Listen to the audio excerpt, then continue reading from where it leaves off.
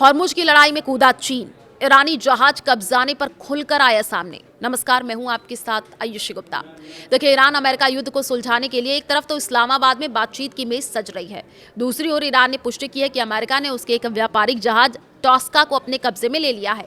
Iran ने चेतावनी दी है कि वो इसका जवाब देगा और बदला भीषण होगा। ईरान की ओर से इसे सीज फायर का उल्लंघन बताया, जो खत्म होने में कुछ ही घंटे बाकी हैं। ईरानी अधिकारियों ने बयान में कहा कि अमेरिकी बलों ने ईरानी झंडे वाले इस कार्गो जहाज पर हमला किया, उसके नेविगेशन सिस्टम को निष्क्रिय किया है, फिर जहाज पर चढ़ गए। तो ईरान ने इस कार्रवाई को समुद्री डकैती करार दिया है और कहा कि उसकी सेना इसका जवाब देगी। ये पुष्टि ऐसे समय में आई है जब इससे पहले ईरानी मीडिया में अलग दावा किया गया था कि अमेरिकी बलों को ईरान की IRGC की नौसेना इकाइयों के हस्तक्षेप के बाद पीछे हटना पड़ा था।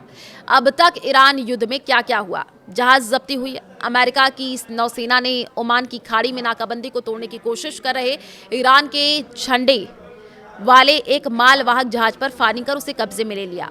ईरान की सेना ने चेतावनी दी है कि वो जल्द जवाब देगी। पाकिस्तान में वार्ता। व्हाइट हाउस के मुताबिक उपराष्ट्रपति JD वेंस और अन्य वरिष्ठ अमेरिकी अधिकारी आने वाले दिनों में पाकिस्तान जाकर ईरान के साथ शांति वार्ता का नया दौर करेंगे। हालांकि हॉर्मुज को लेकर के तनाव के बीच बातचीत की स्थिति स्पष्ट नहीं है। तो ईरान ने अभी तक प्रतिनिधिमंडल भेजने की पुष्टि नहीं की है और कुछ मीडिया रिपोर्ट्स में कहा गया है कि बातचीत शायद ना हो। मौजूदा सीजफायर बुधवार को खत्म होने वाला है। मुश्किल बातचीत। शांति प्रक्रिया में कई बड़े मुद्दे अटके हुए हैं, जिनमें ईरान के यूरेनियम भंडार पर नियंत्रण और हॉर्मुज स्ट्रेट को फिर से खोलना शामिल है। इस बीच तेल की कीमतें बढ़ गई हैं। ब्रेंट और अमेरिका कच्चा तेल दोनों में लगभग 7% की तेजी आई है। चीन भी सामने आ चुका है।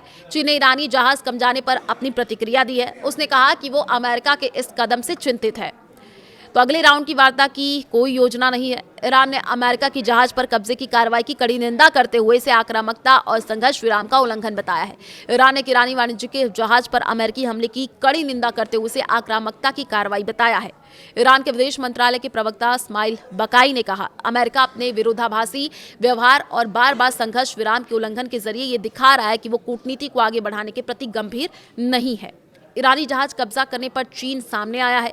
ईरानी जहाज को रोकने पर चीन ने चिंता जताई है। चीन ने कहा कि वह अमेरिका की ओर से ईरानी जहाज को रोकने और जब्त करने को लेकर के चिंतित है।